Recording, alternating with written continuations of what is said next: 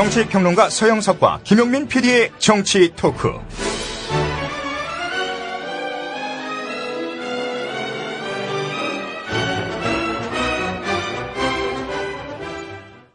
예, 안녕하십니까. 김용민입니다.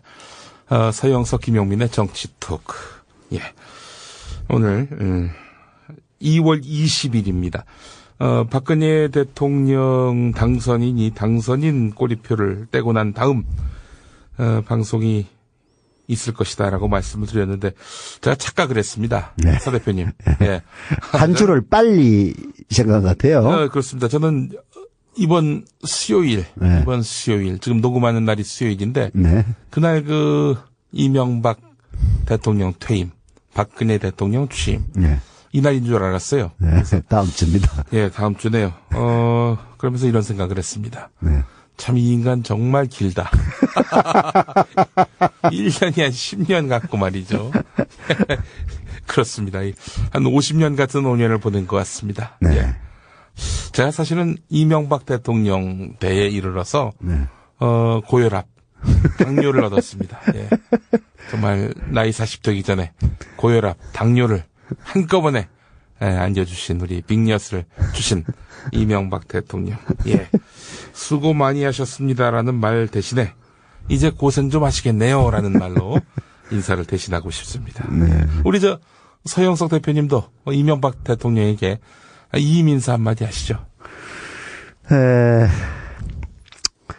이명박 씨 개인에게 무슨 감정이 있겠습니까? 우리 5년 전의 시대가, 이명박 씨를 선택하도록 했던 것이고, 그게 이제 불행이었죠. 다만, 이제 생각하면은, 김대중 노무현 대통령 두 분의 10년을 보내면서 어떤 인간이 집권을 하더라도 그 10년의 민주화 성과를 무로 돌릴 수는 없을 것이다 라고 네. 생각했던 것이 대단히 순진한 착각이었다는 것은 네. 바로 촛불 집회 이후에 이명박 씨의 이른바 이 공안 드라이브를 통해서 유감없이 증명을 했죠. 예. 그런 점에서 참 나이브한 생각을 가졌던 것을 저는 지금도 반성하고 있고요. 예. 이번에는 이제 그러한 5년이 더 이상 연장되지 않아야 된다. 라는 생각에서 참 최선을 다해서, 정권 연장을 막기 위해서 애를 썼습니다마는, 역부족이었습니다. 예. 그래서 5년을 더 또 참고 기다려야 되는데요. 5년을 참고 기다린다는 생각이 좀 깜깜해서 그런지, 이명박 씨가 지금 퇴임을 하는 건지 마는 건지, 네. 그게 별 관심은 없어요. 다만, 인과응보, 자신이 한 일에 대한 대가는 반드시 치를 것이다. 네. 그것이 이명박 씨가 원튼 원치 않던, 박근혜 정권의, 뭐라고 그럴까, 부친과 함께 네. 틀림없이 이명박 씨의 죄가 있다면은 예. 그런 점들이 밝혀지고 또 다른 정권의 희생양이라고 하면은 약간 좀 다른 의미기는 한데 예. 죄가 없는 사람이 그 죄를 받을 때 희생양인 건데 네. 이명박 씨의 경우에는 박근혜 정권이 잘 나가면은 모릅니다만은 예. 잘 나가지 않는다면은 오히려 도마 위에 오를 그럴 가능성이 매우 높다. 예. 이렇게 보고 있기 때문에 이명박 씨가 퇴임을 하더라도 그렇게 속이 편한 그런 상태는 아닐 것이고, 예. 이제 이런 정치적인 전망과는 무관하게 예. 우리 사회에 아직까지 정의가 살아있다면은, 죄가 있다면, 죄에 대한 대가는 치르지 않을까, 이렇게 생각해 봅니다. 네. 자, 오늘 저희가 우리 서영석 대표님이 방금 말씀도 하셨습니다마는 이 정권이 바뀌는 건지 안 바뀌는 건지 감이 없어요. 그러니까 취임식이 언젠지 이것도 잘 모르겠고 이명박근혜 정권 묶어서 한 10년 정권이라고 우리가 볼 수 있을 텐데 네. 그도 그럴 것이 네. 인사가 달라지는 게 없어요. 인사. 이 사람 쓰는 거. 딱 5년 전의 상황이죠. 이 대통령 비서실장 내정자 이번 첫 타석에서 말로 없는을 날리셨어요. 박사 논문 이거 정말 대박입니다. 대박입니다. 야, 이게 보니까 말이죠. 네. 오죽하면 동아일보가 예. 해도 너무해. 이런 표절 처음 봤다. 이런 타이틀을 달았어요. 네. 이게 뭐 사실 논문 서두에 네.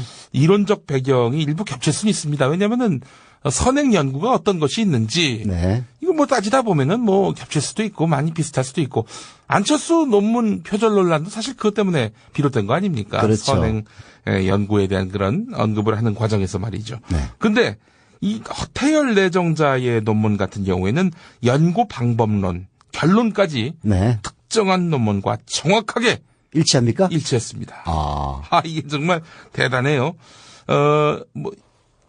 13쪽 분량의 원문 가운데서 6쪽을 토시까지 그대로 표절했다고 합니다.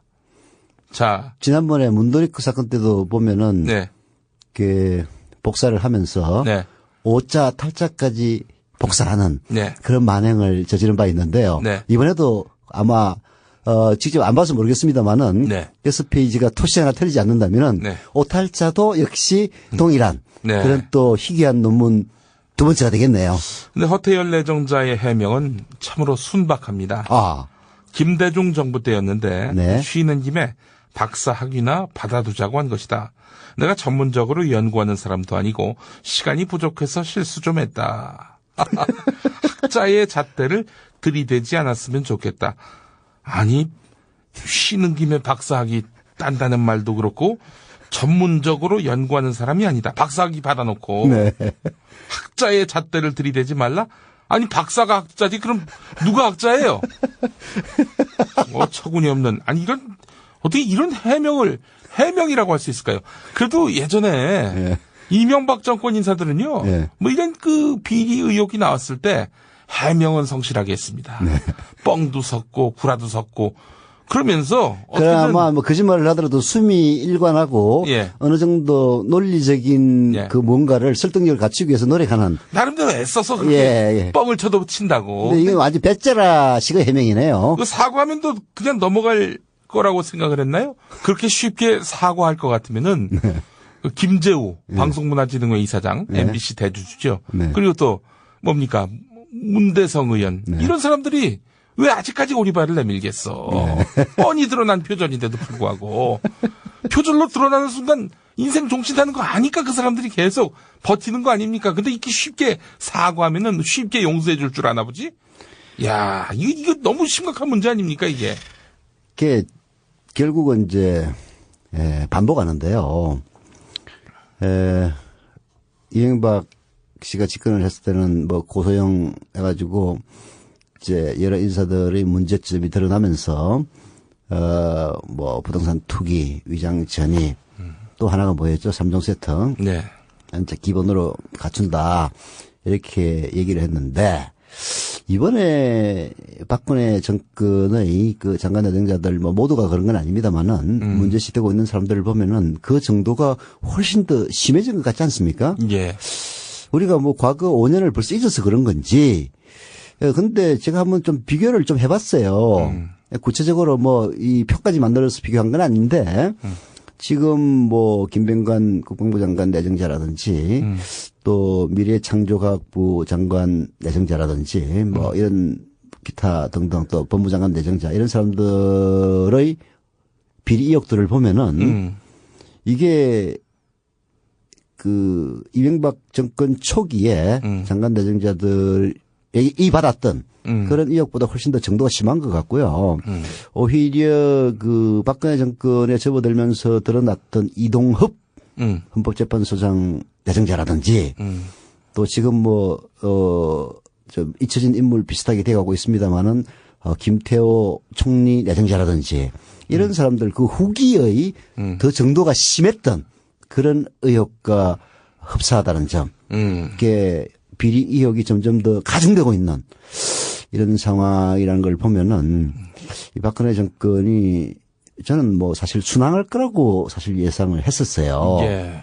별 욕만 안 먹고 잘 가면 네. 그 자체로 뭐 사실은 정권이 뭐 순항한다라고 볼 수 있는 거 아닙니까? 아니 이제 이명박 정권이 워낙 개판을 쳤으니까 예.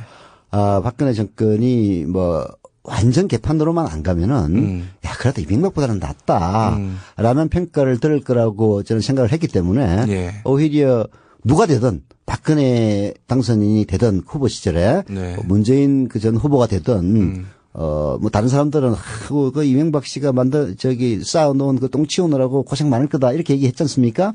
근데 저는 오히려 거꾸로 그랬기 때문에 오세훈인 이후에 그 박원순 시장이 훨씬 더 좋은 평가를 받기가 쉬웠던 것처럼 네. 비교가 되기 때문에 박근혜 정권이 순항할 것이다 이렇게 예측을 했는데 저 요즘 예측은 자꾸 틀리는 것 같아요. 예.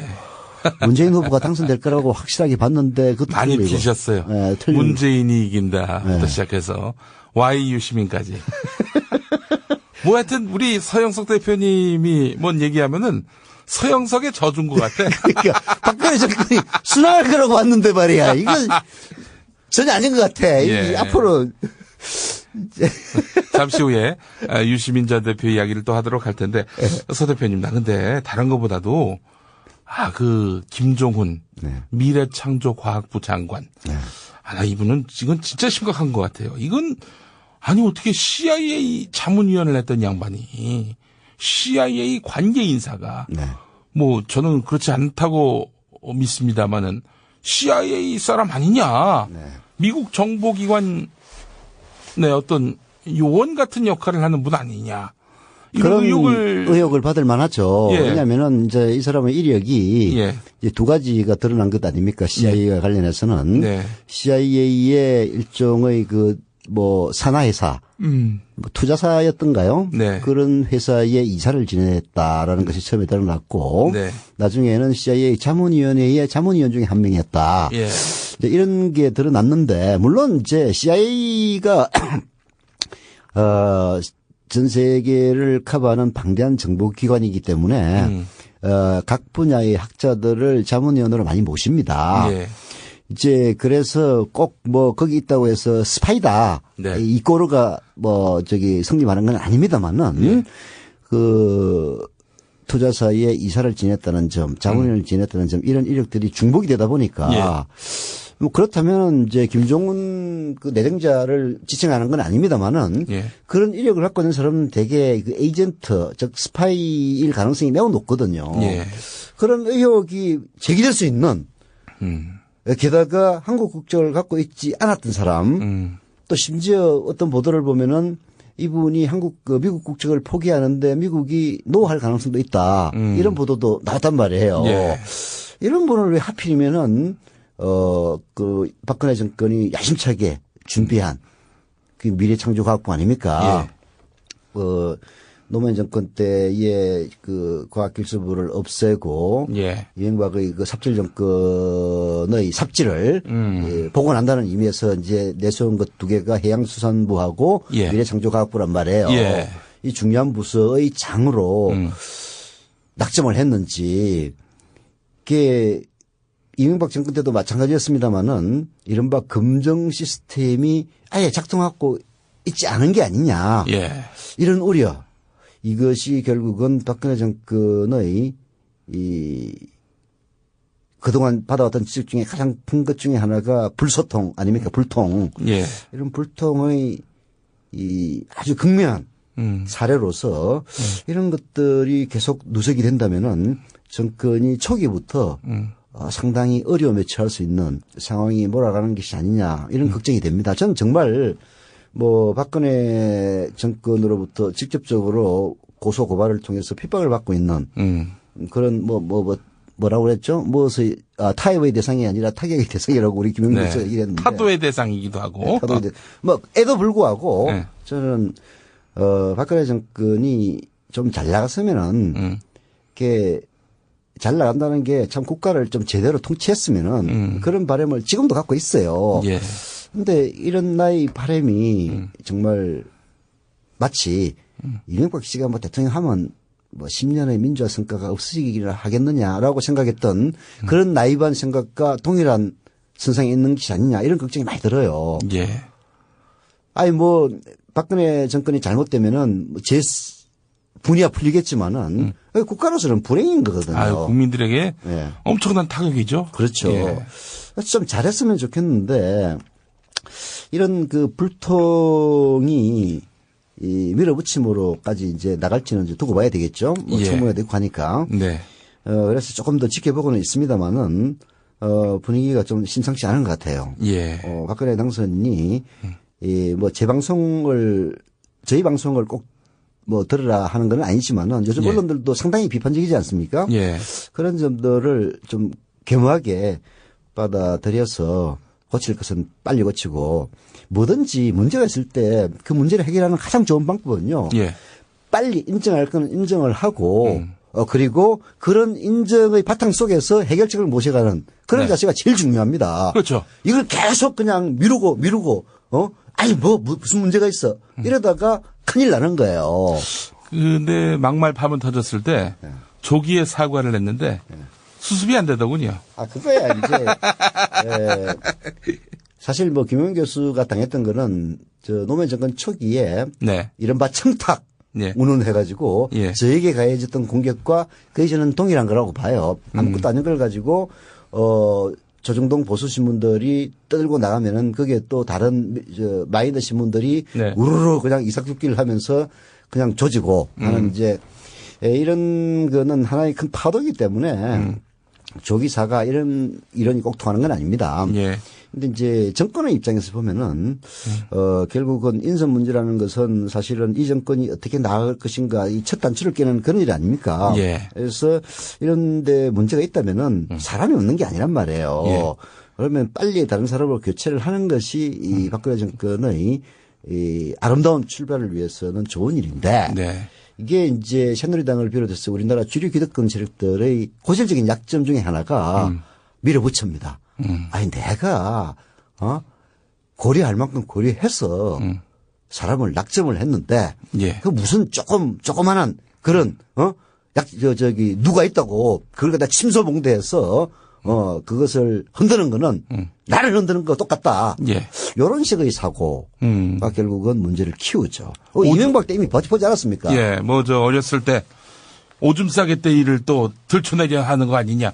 이런 식의 인식을 하는 걸로 봐서는 하여튼 우리가 바라보고 있는 이 상황의 심각성과는 좀 상당히 격차가 있구나. 우리는 상황을 아주 심각하게 보고 있는데 우리 박근혜 당선인은 뭐 그걸 좀 대수롭지 않게 또 보고 있는 것 같고 말이죠. 네. 근데 그 김종훈 후보자 같은 경우에는 아니 자기가 한글을 잘 읽지 못해가지고 네. 인수보고서가 지금 뭐 잘 접수가 안 된대요. 얘기 들어보니까. 이거 참, 그것도 참 난센스입니다. 뭐, 물론, 일각에서는 그런 전문 인력은 어떻게든 모셔오는 거 아니냐. 아니, 축구에서도 외국 감독, 외국 용병들 들여오는데, 좋은 인재, 뭐, 우리가 국가의 어떤, 중요한 어떤, 부가가치가 높은 이런 산업 분야, 과학기술 분야, 이런 때 또 인재를 모셔오는 거는 그는 세계적 추세 아니냐 이렇게 보는 사람도 있지만 근데 그거 말이 안 되는 얘기예요. 예. 장관으로 모실 자격은 아니죠. 예. 그런 인재들이 있으면은 예. CIA처럼 자문위원으로 모시면 되거든요. 예. 자문위원으로 모시면 된다고. 그렇게 해서 뭐 그런 사람들이 한글이 좀 부족하다 하더라도 무슨 문제가 있겠어요. 그 사람의 뭐 CIA를 했든 뭘 했든 간에 세계적인 안보관 갖고 있을 것 아닙니까? 네. 그거를 우리가 앞으로 헤쳐나가는데 도움이 된다면은 뭐 자문의 역할은 얼마든지 할 수가 있는 거죠. 그러나 장관이란 자리는 특히 박근혜 정권의 미래창조과학부 장관이라는 건 일종의 상징성이 있는 자리인데 예. 거기에 한글을 제대로 읽지 못하는지 뭐 그 부분은 저도 처음 듣는데요. 예. 그걸 떠나서 미국의 CIA와 밀접한 관련이 있는 것으로 상당히 믿을 만한 의혹을 받고 있는 예. 그런 분을 모셔왔다는 것은 박근혜 정권의 인재 기용 시스템에 중대한 문제가 있는 것이 아니냐 예. 이런 걱정이 듭니다. 예. 대표님, 뭐 우리는 절대로 김정은 후보자가 그럴 뿐이 아니라고 생각이 됩니다만은 만약에 정말 CIA와 긴밀한 연관 관계가 있다. 뭐 이를테면은 누군가 스파이라고까지 얘기하는데 절대 그럴 리는 없습니다만은. 그런 얘기는 일단 뭐 증명된 사실이 아닌 거를 그렇게 또 몰아붙이면은 명예훼손으로 고소 고발을 받을 우려가 있어요. 네. 그래서 동작경찰서로 풀려나갈 가능성도 있고. 아니, 뭐, 나는 이제, 그런 얘기를 한 적도 없고. 아니, 좀 그런 얘기 하지 말아요. 쫄지마 하면서도 쫄려. 돈 잡고 사는 사람이라면. 아니, 이제 그걸 떠나서. 만약에 그게 사실이라면은, 만에 사실이라면은, 그게 우리에게 어떤 여파가 있는지도 좀 한번 짚어볼 필요는 있을 것 같습니다. 아니, 이제, 우선, 이제 그럴 일은 없지만은. 예. 만에 하나 그런 사실이 증명이 된다면은 이제 창피한 거죠. 한마디로 첫 번째는. 창피하다. 네. 근데 뭐 미국하고 우리나라가 적성국가는 아니니까. 네. 뭐 예를 들어서 미국과 소련이 냉전 시대에 그 대결하고 있던 시절에. 네. 소련의 스파이를 미국의 장관으로 기용하는 것처럼 네. 그런 어마어마한 그런 거는 물론 저는 아니라고 봐요. 미국하고 우리는 뭐 동반자 관계지 적의 관계는 아니지 않습니까? 그러나 이제 CIA라고 하는 그 이미지 자체가 뭔가 정보를 통해서 미국이 아닌 다른 나라들을 갖다 이렇게 조종하고 이런 이미지가 강한 그런 기관인데 그런 기관과 연관을 맺고 있는 사람이 이 박근혜 정권을 대표하는 박근혜 정권을 상징하는 부서의 장관이 된다는 것은 정말로 쪽팔리고 창피한 일이죠, 국제적으로. 예. 그리고 또 오늘 뭐 어느 국회의원이 그런 얘기를 했다고 그러는데 뭐 미국과 한국의 국익이 충돌할 때 만약에 그 김정은 내정자가 어떤 스탠스를 취할 것이냐 뭐 이렇게까지 물었다고 하는데 저는 뭐 그렇게까지는 생각을 하지는 않습니다만은 그거는 차후의 문제인 것이고 아직 증명이 안 된 사실이니까 그러나 대단히 창피스러운 일이라는 것은 분명합니다. 예. 이게 뭐 다른 장관도 아니고 박근혜 정권이 이 정부조직법 지금도 통과됐나요? 아직 안 됐죠. 아직 안 됐죠. 예. 정부조직법을 이제 원래 이제 정권이 바뀌면은 부서들 없애기도 하고 새로 만들기도 하면서 이름도 바꾸죠. 예, 이름을 바꾸고 하면서 이제 그 자기를 상징하는 그런 뭔가 좀 부서를 만드는 경향이 좀 있어요. 예. 근데 박근혜 정권에는 미래창조과학부 아닙니까? 야심차게 만든 그런 상징되는 부처의 장관 후보자를 하필이면 CIA와 밀접한 연관을 맺고 있는 것으로 의심되는 그런 분을 특히 한국 국적을 갖고 있지 않아 가지고 국적을 포기하고 한국 국적을 취득하는 이런 해프닝까지 빚은 사람을 꼭 모셔와야 됐느냐. 스타일을 완전히 구긴 거죠. 예. 그래서 뭐 나라꼴이 말이 아니다 뭐 이런 말씀이신데 네.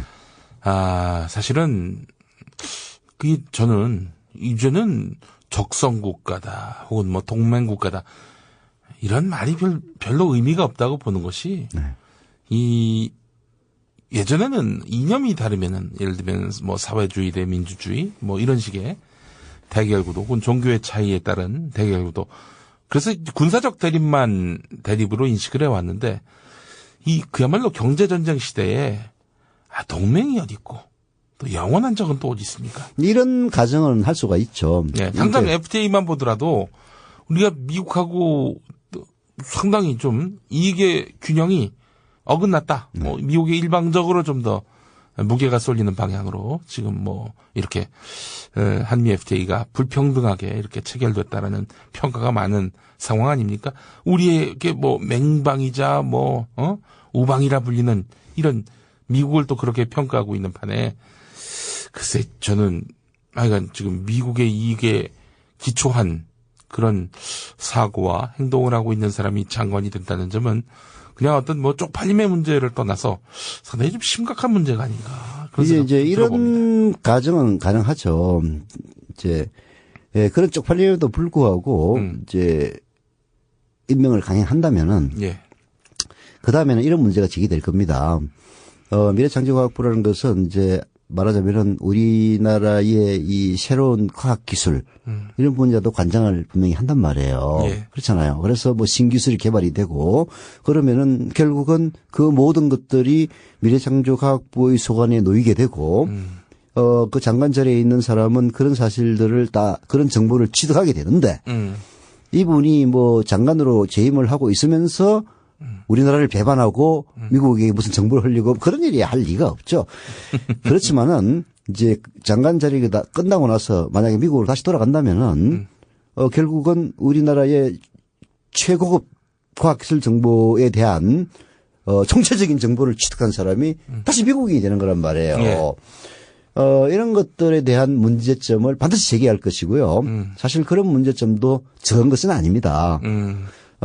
우리나라가 뭐 완전 후진국이라면 몰라도 여러 가지 과학기술 분야에서는 독보적인 그런 분야들이 많이 있거든요. 예. 이제 뭐 삼성도 반도체와 관련해서 또 그 휴대폰의 이 CPU 이런 분야에서는 세계적인 수준에 지금 도달해 있지 않습니까? 예.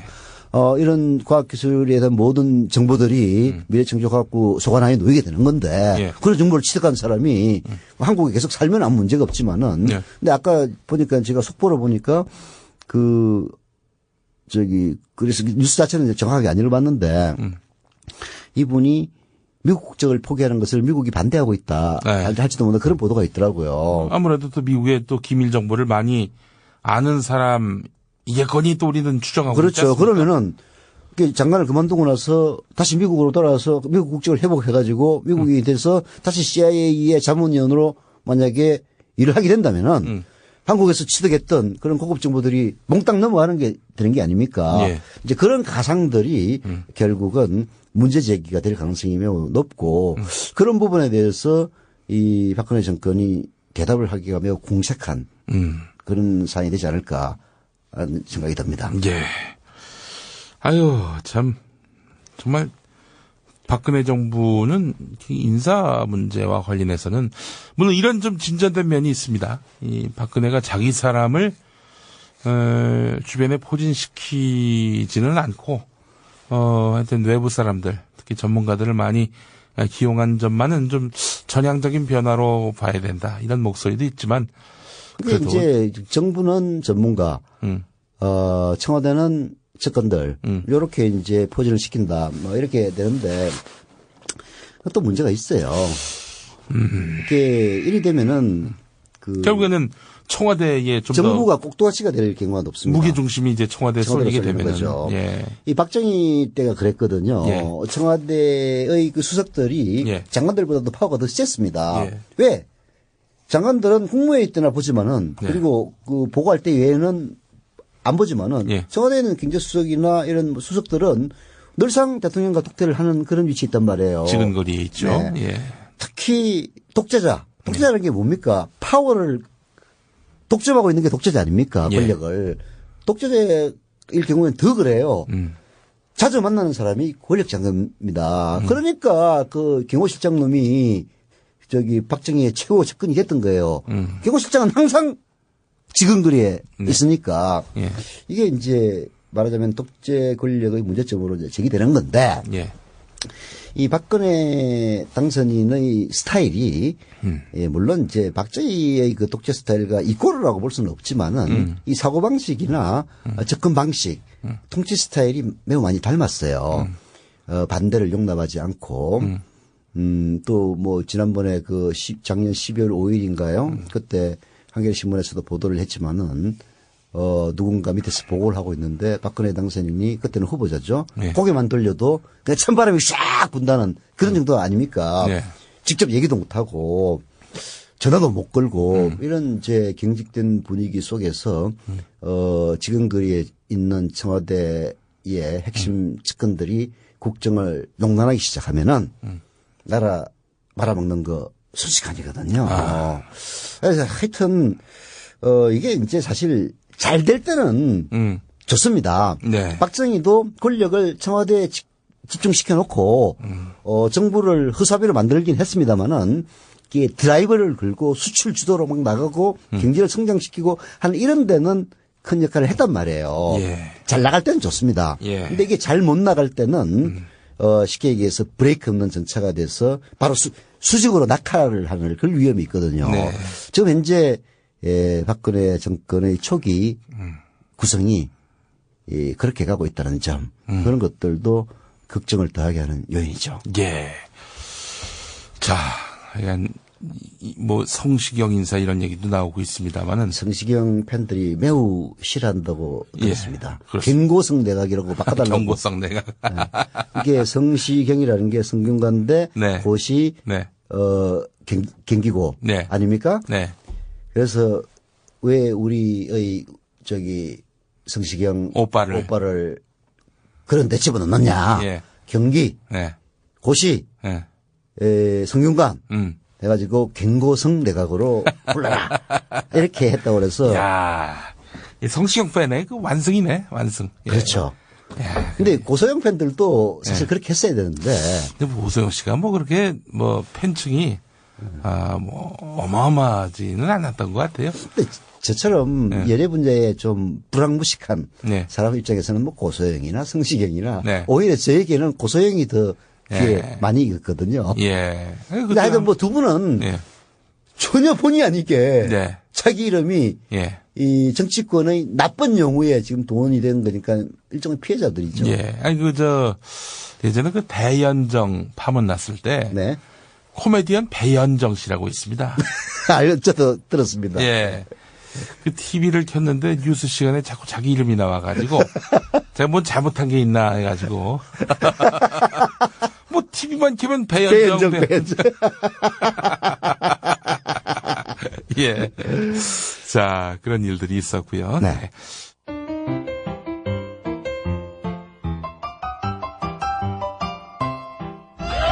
민주당과 개혁국민정당의 연합공천으로 주목을 받았던 경기 고양 덕양갑에서는 개혁당의 유시민 후보가 당선됐습니다. 티셔츠에 청색 자켓, 흰색 면바지와 캐주얼한 차림. 개혁당 유시민 의원이 의원 선서를 하기 위해 본회의장 단상에 오르자 한나라당 의석 쪽에서 고함이 터져나옵니다.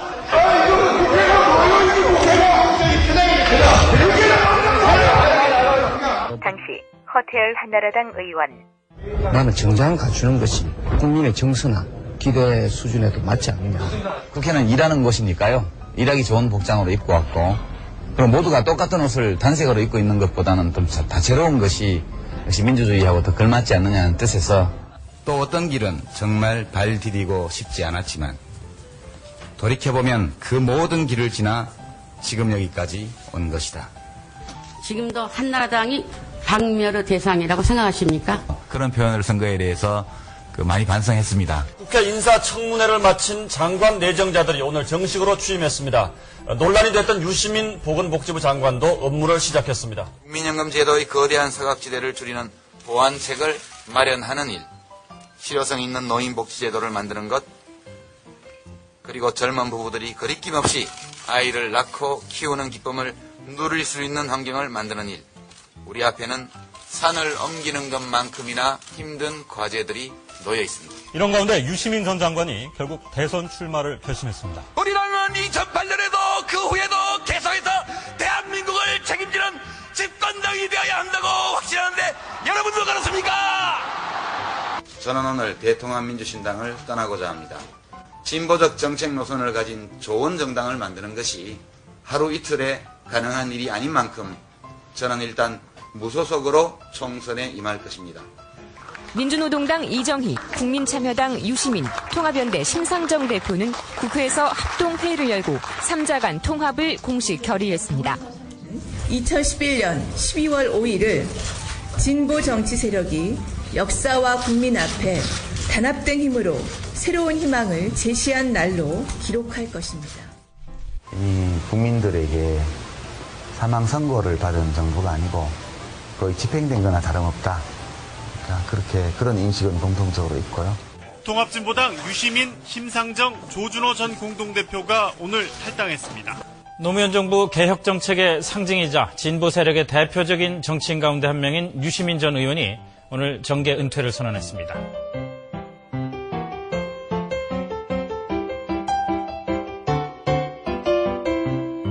자, 우리 유시민 전 대표, 네. 예, 뭐 정치적 경호 실장, 뭐 그래도 젊은이들한테 가장 인기가 많았던 자기 대권 주자, 지역 감정 타파를 위해서 대구에 출마한 사람, 뭐 이런 긍정적인 평가와 함께 또 다른 측면에서는 백바지, 옳은 말을 하는데 참 싸가지 없이 한다.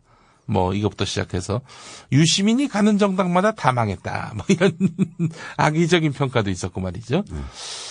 참 짧은 세월 동안은 참 유시민 장관의 정치적 어떤 선이라고 하는 것 상당히 굵었다 이렇게 표현할 수 있을 것 같습니다. 저는 유시민 장관의 정치적 행로에 대해서 예. 근데 그만둔 거 잘한 겁니까? 뭐 잘한 거죠. 길이 없을 때는 길을 떠나는 것이 가장 좋은 방법입니다. 네. 아니 언젠가 다시 돌아올 수도 있다고 보십니까? 이제 유시민 씨, 예, 이 경우는 자기에게 주어진 소명을 피하는 그런 스타일은 아니에요. 네. 그래서 자기가 원치 않더라도 자기가 뭔가를 거들어야 될 그런 환경이 온다면은 뭐 다시 돌아올 수도 있겠습니다만은 예. 뭐 그럴 경우가 있을까 하는 그런 생각은 드네요. 다만 이제 저는 그 유시민 씨의 정치 행동에 대해서 많은 공감을 해왔던 사람인데요. 네. 그리고 후보자 대열에서 이탈함으로써 결국은 정치를 떠날 것이다라는 예상을 했습니다.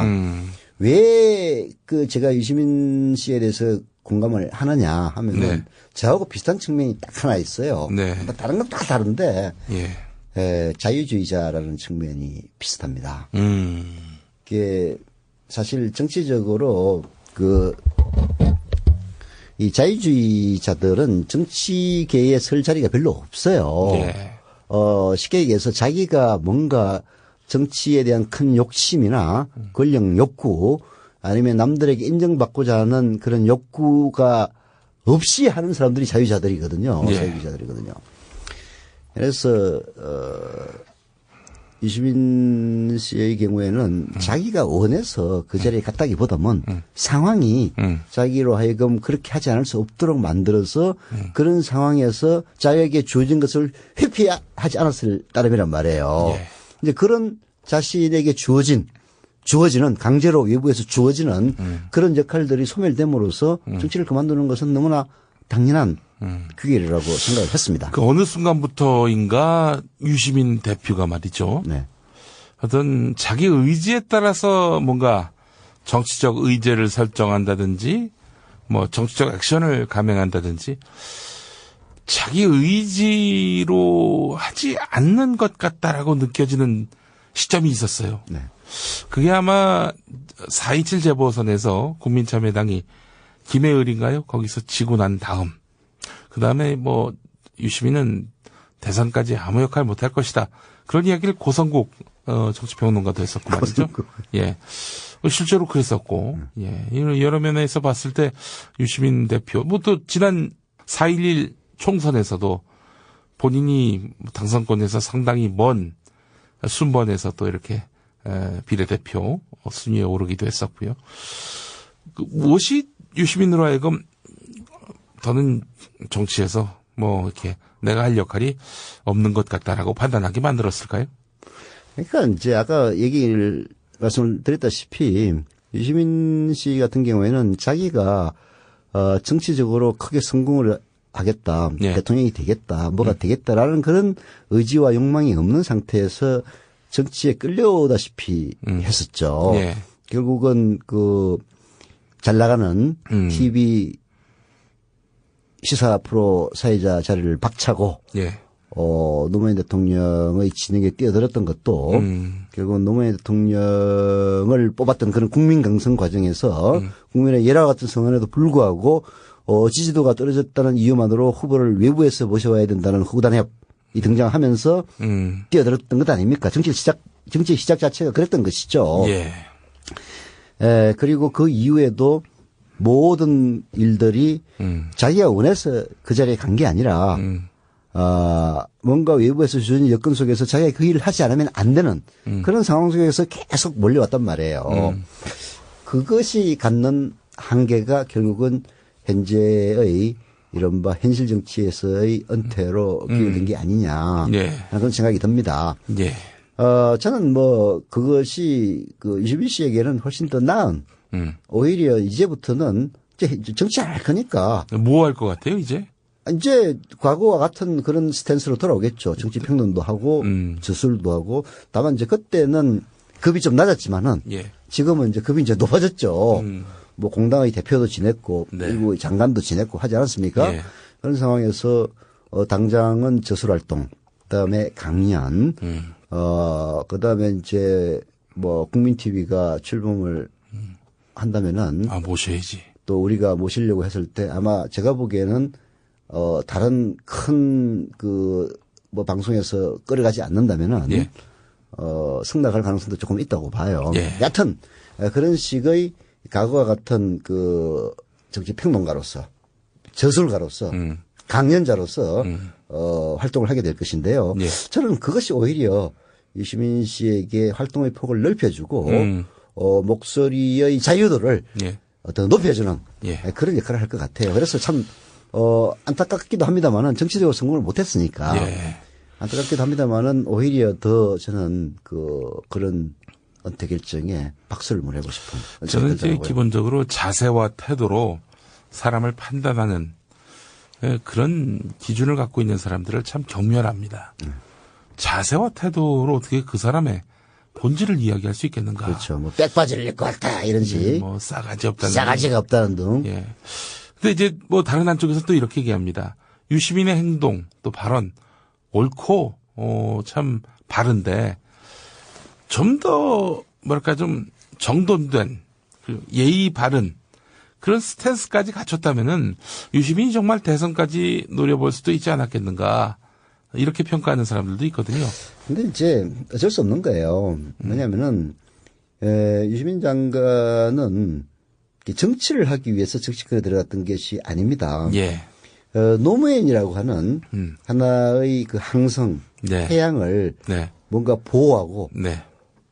뒷받침하고 네. 이렇게 하기 위해서 정치권에 들어갔단 말이에요. 예. 노무현 대통령하고는 경우가 다릅니다. 노무현 대통령 스스로 그런 얘기를 하지는 않았습니다만은 예. 제가 겪은 바로는요.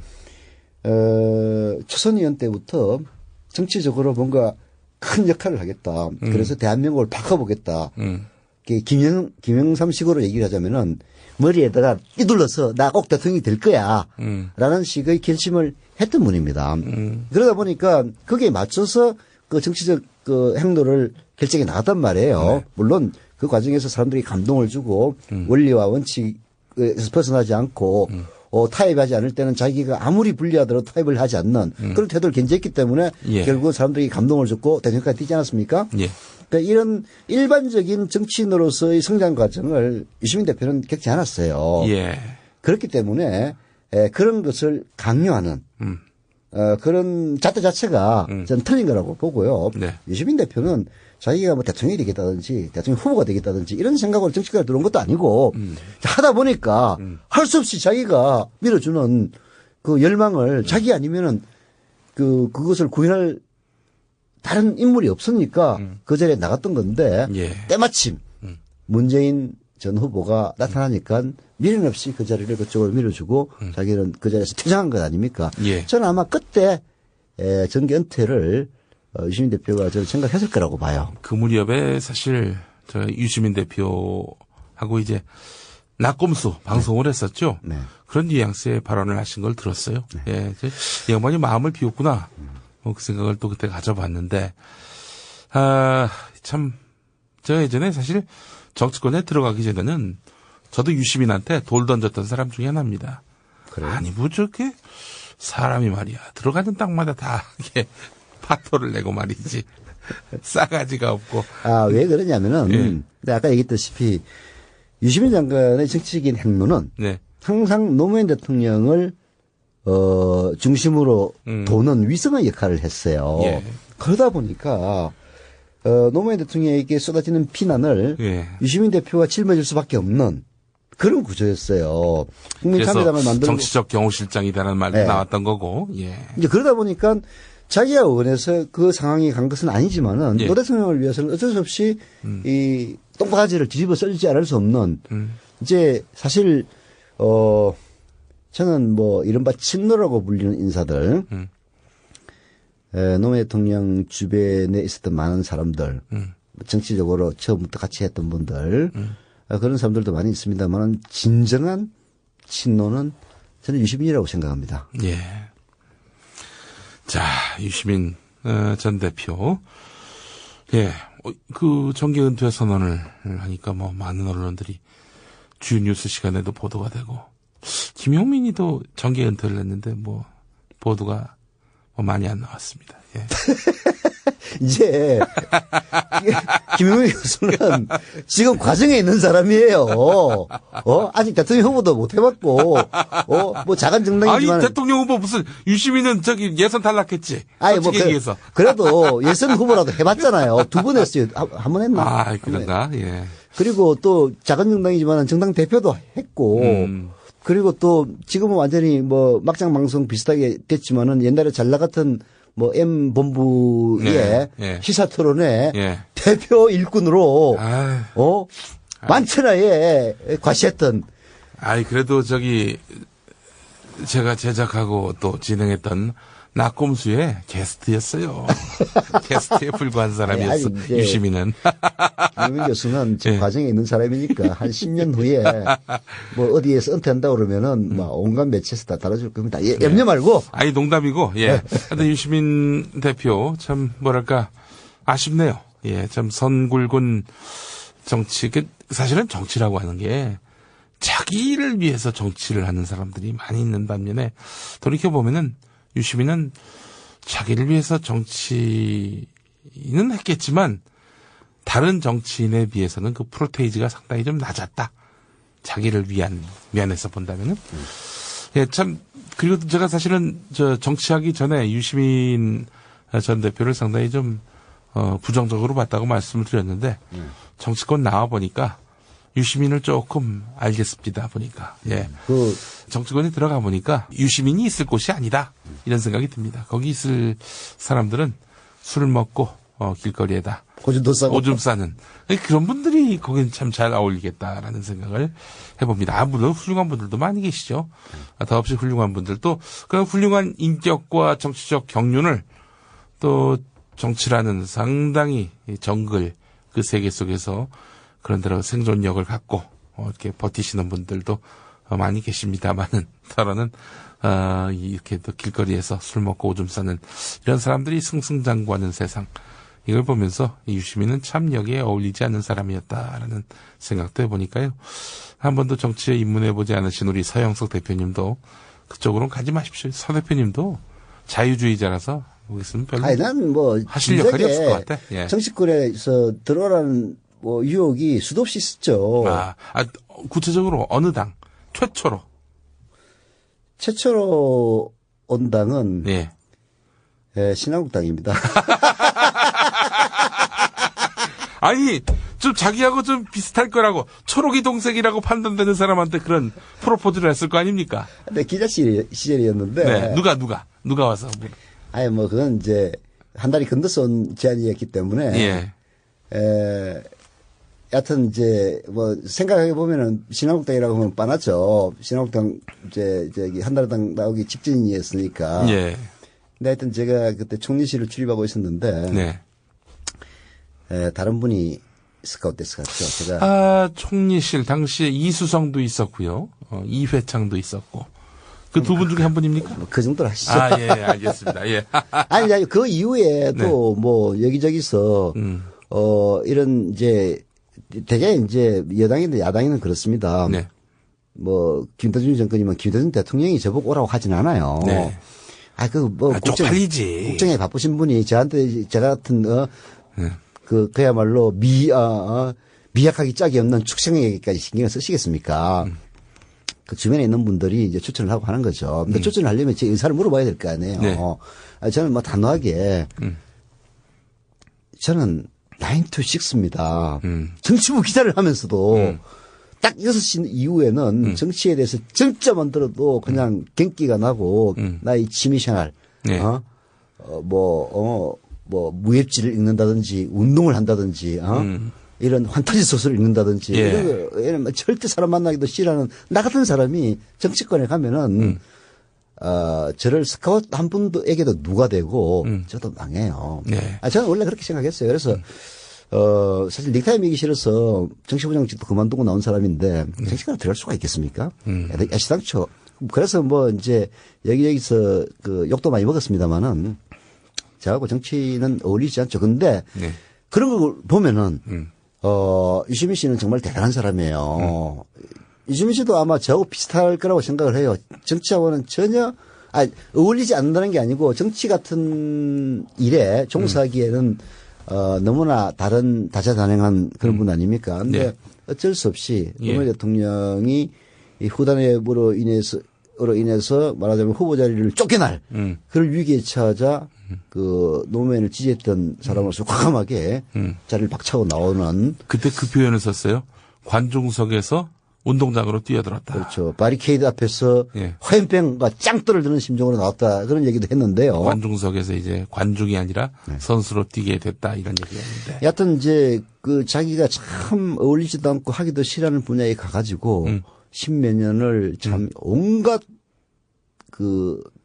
뭐 그건 비판이 아니라 비난이죠. 네. 비난에 시달리면서 지금 이 자리까지 뭐 나름대로 역할을 하고 할 만큼 하고 그만두는 건 아닙니까? 그래서 참 존경스러워요. 예. 우리 지난 그 대선 2차 토론회인가요? 그 마치고 우리 유시민 전 대표가 우리 서영석 김용민의 정치 토크 공개 또 이제 토론 감상회였는데 그때 마치자마자 나오셔가지고 지금 최근 쟁점이 되고 있는 노령연금 이 부분에 대해서 정확하게 짚더라고요. 지나가는 말로 한마디 한 건데, 그 맥락을 짚어내는 거 보면서 이 양반 참 명민한 양반이다. 명민하죠. 그리고 그 국회의원을 하면서 뭐 올해는 안 했습니다만은 그 보건복지위를 계속 했었어요. 그리고 또 보건복지부 장관까지 하지 않았습니까? 그래서 그 분야에 대해서는 대한민국에 몇 안 되는 전문가라고 봐야죠. 장관 임명이 되기까지 상당한 우여곡절이 있지 않았습니까?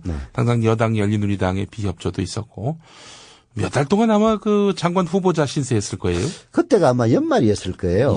그래서 제가 그때 연말에 해외에 있다가 인터넷을 보니까 유시민 장관을 내정을 했는데 친노고 뭐 김호 실장이기 때문에 안 된다라는 얘기가 그때 열린우리당 내부에서도 나온다 이런 얘기를 듣고 열을 받아가지고 그때 뭐 칼럼을 여기서 가지고 유시민이 왜 안 되냐 해가지고 그랬던 기억도 어제 같은데요. 근데 하여튼 그 장관 후보자로 있던 기간 동안에 고시 수준의 공부를 했다는 얘기를 이제 들었습니다. 고시 수준에. 그러니까 보건복지 분야에 있어서 탁 하면은 탁 나오는, 그래서 제가 참 우려가 되는 부분은 뭐냐면은 이 정치평론 시장에 이런 그 에이스가 다시 등장하면은 독식할까봐. 글쎄 말이에요. 저 같은 이제 이 평범한 사람들은 완전히 이 퇴장당하는 그럴 위기를 저도 느끼고 있어요. 그런데 뭐 급이 다르니까. 또 우리 하수들이 세 개 있지 않습니까? 그러니까 그분은 정치평론가라고 하지 말고 정치평론관. 그러고 저희는 정치평론사. 그렇게 갔으면 좋겠습니다. 여기서 사는 선비사자가 아니라 가짜 사이비할 때 사자.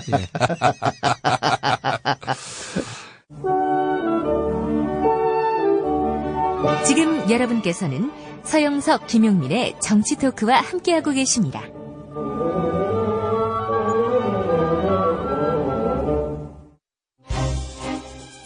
안기부의 도청 테이프과 97년 대선 당시 극심했던 정경언 유착 파문, 이 사건을 처음부터 취재해온 이상호 기자와 함께 시시각각 그 변해가는 당시 전국을 반영한 삼성 측의 전방위 로비 실태가 고스란히 담겨져 있습니다. 안기부 X파일에서 명절 때 삼성의 떡값 전달 대상으로 거론됐던 전현직 검찰 고위 간부 7명의 명단과 그 액수가 노회찬 의원에 의해 공개됐습니다. 이건희 회장이죠. 회장께서 전에 지시한 것이니까 작년에 3천 했는데 올해는 2천만 하죠.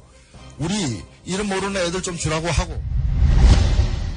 관심을 모았던 이건희 삼성 회장과 이학수 부회장 그리고 홍석현 전 주미대사 등은 모두 무혐의 처분을 받았습니다. MBC 이상호 기자와 김영광 전 월간조선 편집장은 징역 6월에 형 선고를 유예한 원심을 그대로 확정했습니다. 유죄지만 형의 선고를 유예한다는 진보정의당 노회찬 대표가 의원직을 잃게 됐습니다. 암 걸린 폐는 그냥 두고 멀쩡한 위를 드러낸 의료사고와 무엇이 다릅니까? 어디 감히 삼성을 건드리나. 아니 나보고 거니 할 상대가 아니. 영화 돈의 마중에서 당신들은 절대 안 돼요 저한테. 알아요? 아휴, 찌질하셔가지고. 이들은 그냥 무릎 꿇고 머리 조아리며 살아. Why don't you show me some respect? 미디어 협동조합 설립준비위원회 사무국장 조상훈입니다. 저희가 이 불편한 상식을 깨겠습니다. 대기업 광고에 의존하지 않는 TV 뉴스. 그 약속의 시작입니다.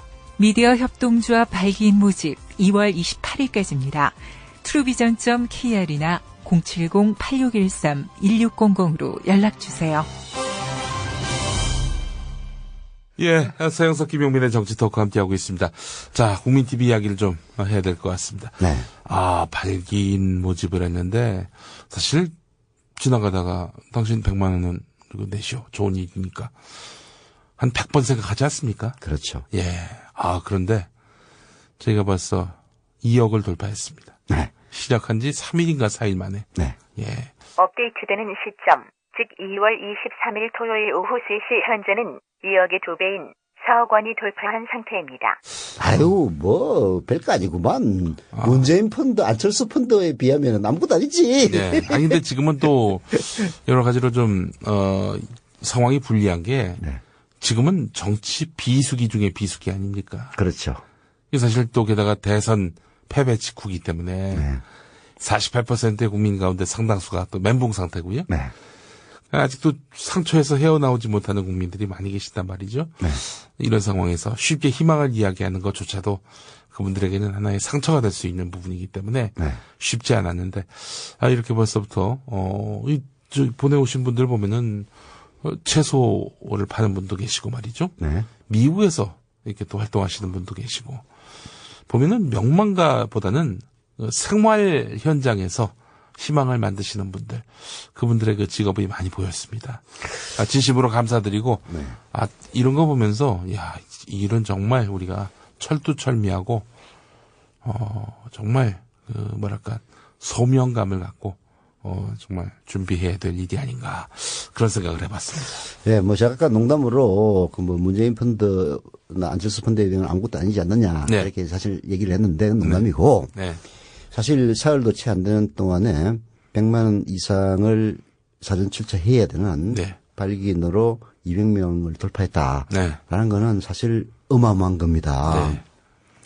100만 원이라는 돈이 있는 사람한테는 아무것도 아니지만은 사실 평범한 분들에게는 이 100만 원이라는 돈이 결코 적은 돈은 아니에요. 적은 돈은 아닙니다. 이 100만 원 배리어가 상당히 높은 거거든요. 그렇죠. 그런 높은 배리어를 불과 사흘 만에 200명을 돌파를 했다는 거는 이거는 참 국민TV에 대한 우리 48% 개최 직업은 그 열망이 얼마나 큰 것인지 역설적으로 보여주는 거죠.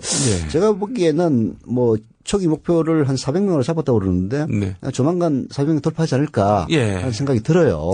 그래서 400명 돌파하면 또 좋죠. 그래서 500명, 600명이 되더라도 지금 우리 발기인대를 3월 3일 날 하기로 되어 있지 않습니까? 오후 3시에 3월 3일 오후 3시입니다. 네, 서울시청 신청사, 새로 지은 청사 8층에 다목적 홀에서 있습니다. 3층이었으면 더 좋았을 건데.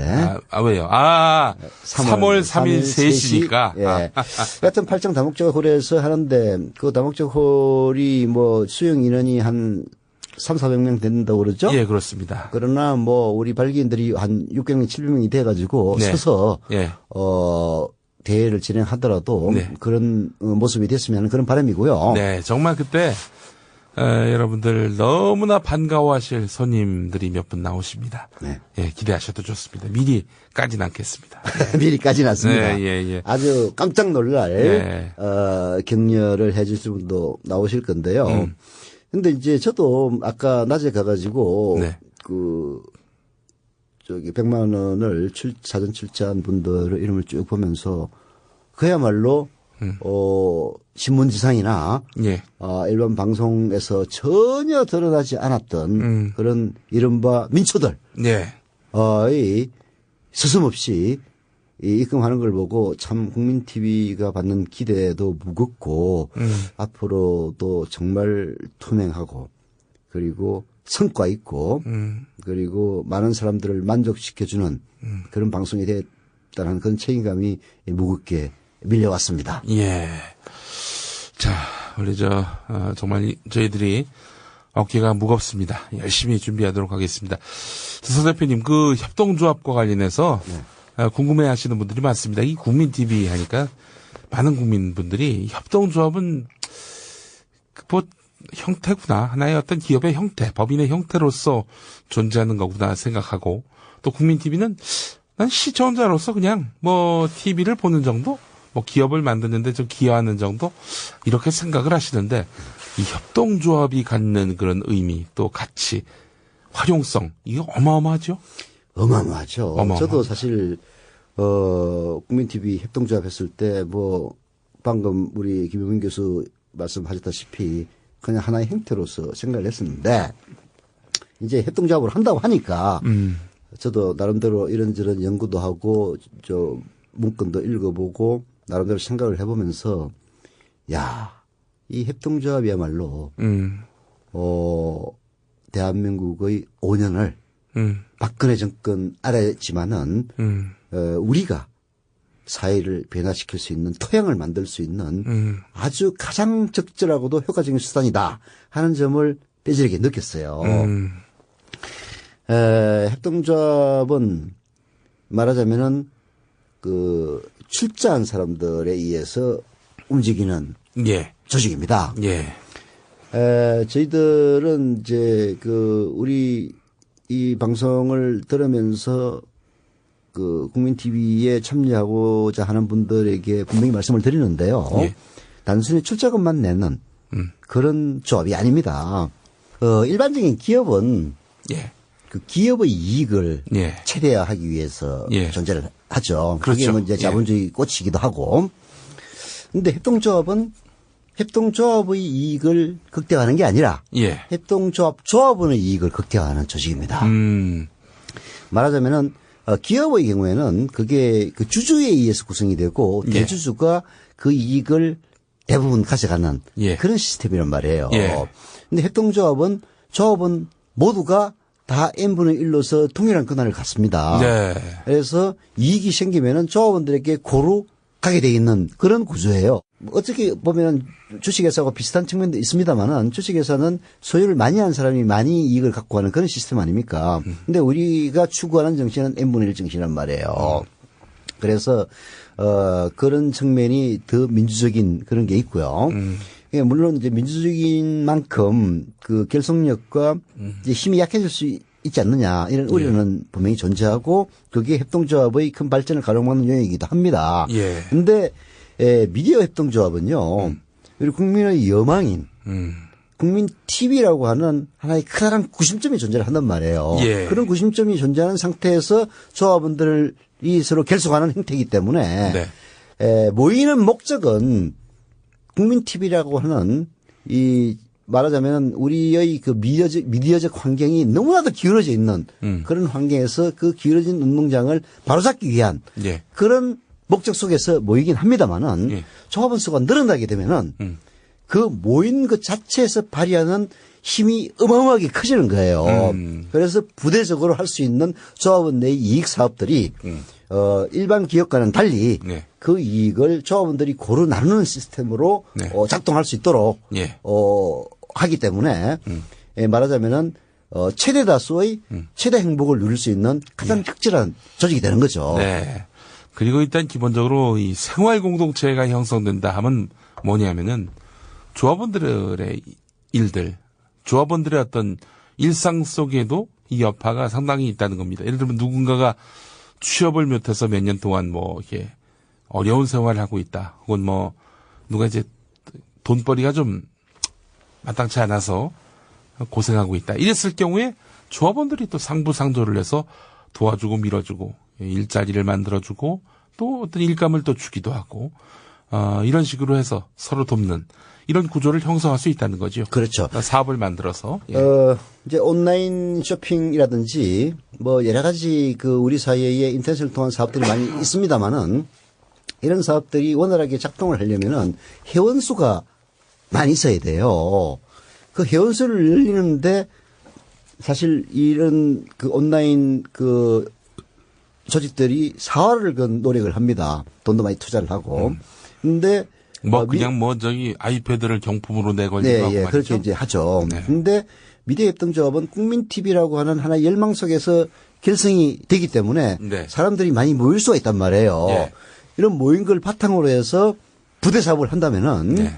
그야말로 조합원들에게 직접적으로 이익이 돌아가는 예. 그런 일들이 뭐든지 다 가능해져요. 기본료를 크게 다운시킨, 예를 들면 문자 메시지 같은 경우는 뭐 비용 부담이 없는 그런 식의 통신 사업도 벌일 수 있는 거 아니겠습니까? 지금 휴대전화. 협동조합 형태로 이미 KT에서 망을 임대해서 예. 휴대전화 사업을 하는 곳이 있습니다. 예. 10,000명도 채 안 되는 사람인데요. 예. 제가 얼핏 본 기사로는 비스마트폰의 경우에는 한 달 통신료가 3,000원 정도밖에 안 됩니다. 그리고 휴대폰의 경우에도 한 달 통신료가 10,000원에서 15,000원 사이에 왔다 갔다 하는 네. 이제 그런 사업들을 10,000명도 채 안 되는 조합원들이 이미 하고 있거든요. 그런데 미디어협동조합은 앞으로 10만, 50만, 100만으로 늘어날 것 아닙니까? 예. 그런 상태에서 그 사업을 한다면은 그야말로 조합원들에게 실질적으로 이익이 돌아가는 그런 사업들이 가능해지고 예. 뭐 온라인 뭐 쇼핑 사업도 역시 마찬가지고요. 네. 산지 직거래라든지 예. 뭐 생필품이라든지 농수산물 직거래라든지 이런 모든 사업들을 다 할 수가 있는데 예. 여기서 또 중요한 거는 결국에는 공급자들도 다 우리 조합원이면은 공급자도 조합원, 네. 소비자도 조합원, 예. 그리고 거기에 고용되는 사람들도 조합원 네. 이런 구조로 가는 거죠. 네. 그야말로 협동조합이 일자리를 창출해서 네. 그 일자리의 혜택을 조합원들이 받는 이런 시스템으로 갈 수 있기 때문에 이건 뭐 단순히 처음에는 국민TV라고 하는 미디어 환경에 대한 우리 국민들의 그야말로 이 불평등에 대한 불만에서 네. 출발은 합니다만은 일단 여기 땅 일본 말인가? 여하튼 일단 출발을 해서 이렇게 본격적인 기대에 들어서면은 예. 정말로 같은 이념을 공유하는 사람들끼리 네. 물적 토대까지 공유하는 자기들끼리 잘 먹고 잘 사는. 그렇죠. 바로 그런 뭐 유토피아라는 말이 과연 뭐 적절한 건지 모르겠습니다만은 네. 뭐 거기에 근접하는 예. 우리의 생활 공동체를 이룩할 수 있다. 네. 이런 점에서 저는 이 협동조합 사업이 당연히 잘 돼야 되고요. 네. 하나의 롤 모델이 돼가지고 우리 사회에 광범위하게 협동조합의 그 성공하는 모델들을 만들어낼 수 있는 그런 계기가 됐으면 합니다. 저는 진보가 잘 먹고 잘 산다.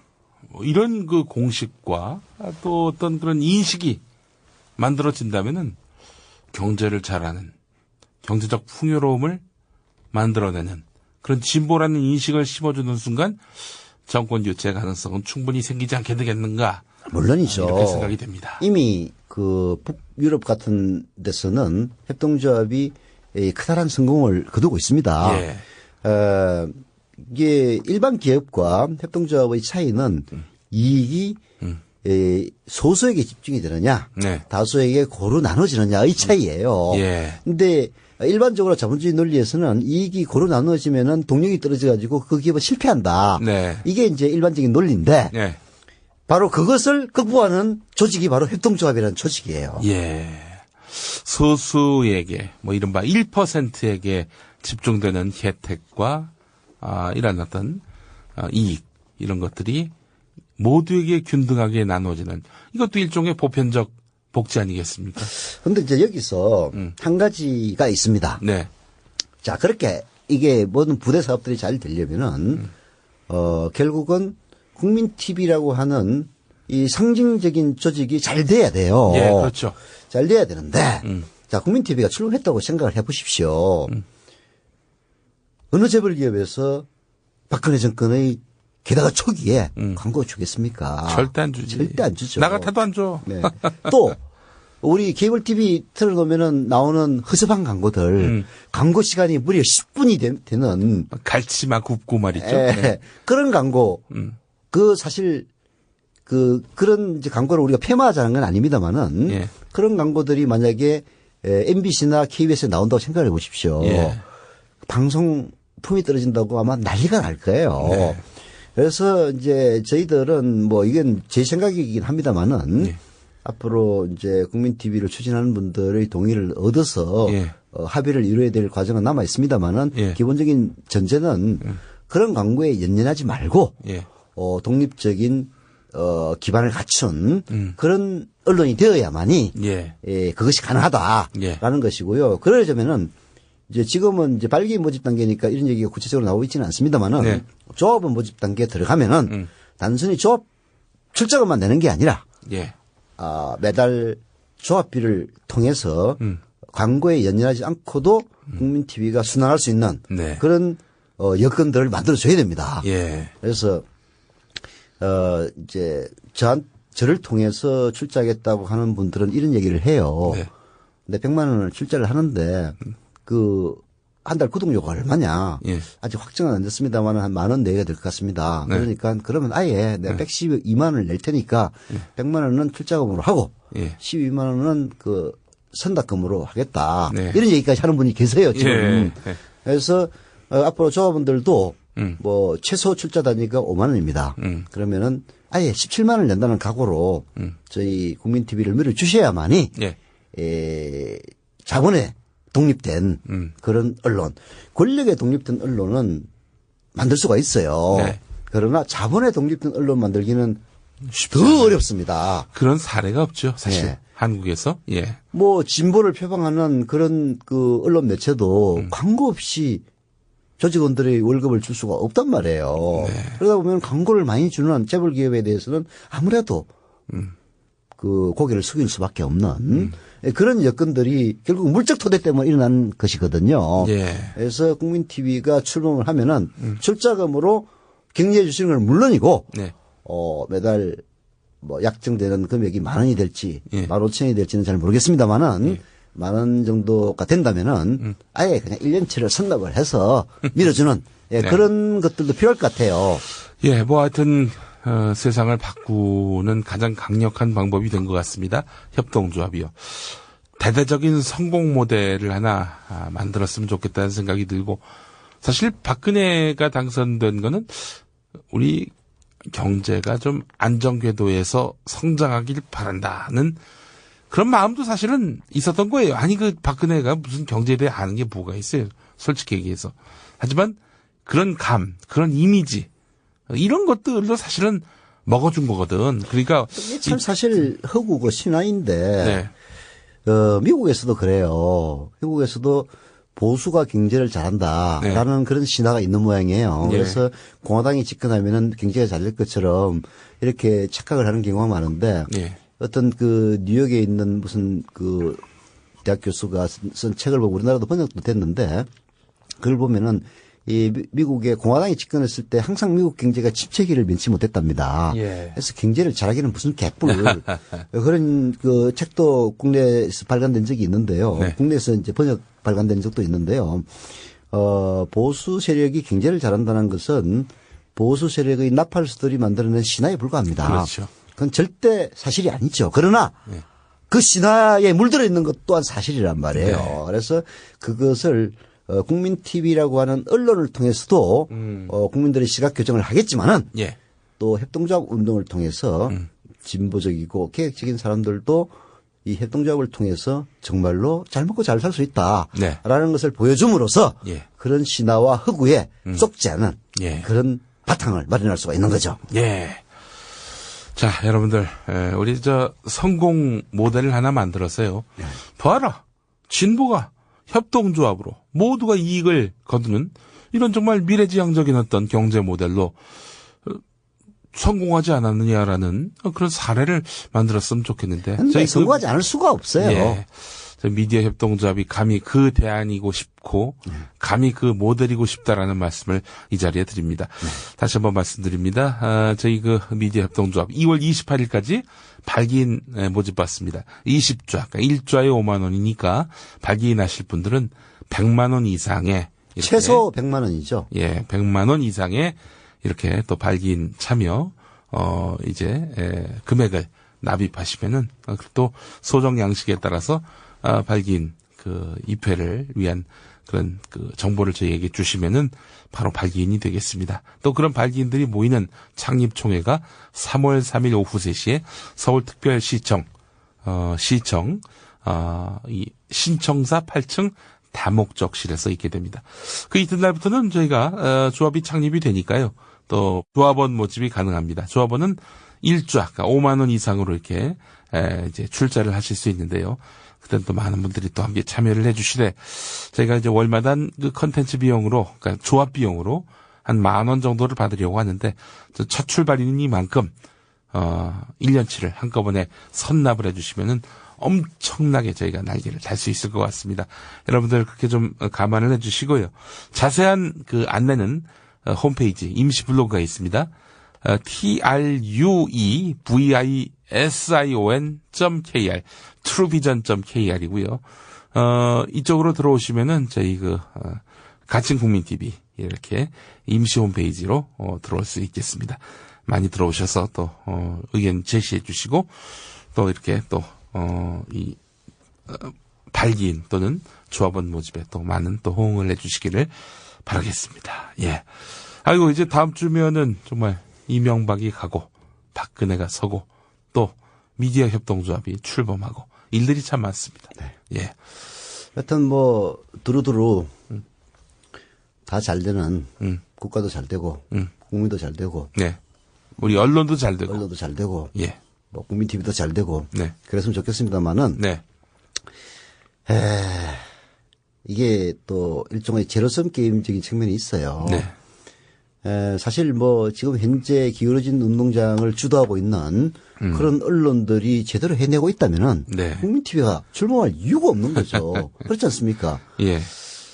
그리고 또 박근혜 정권이 잘하고 있다면은 예. 잘 나간다면은 예. 우리가 굳이 비판할 이유가 없단 말이에요. 네.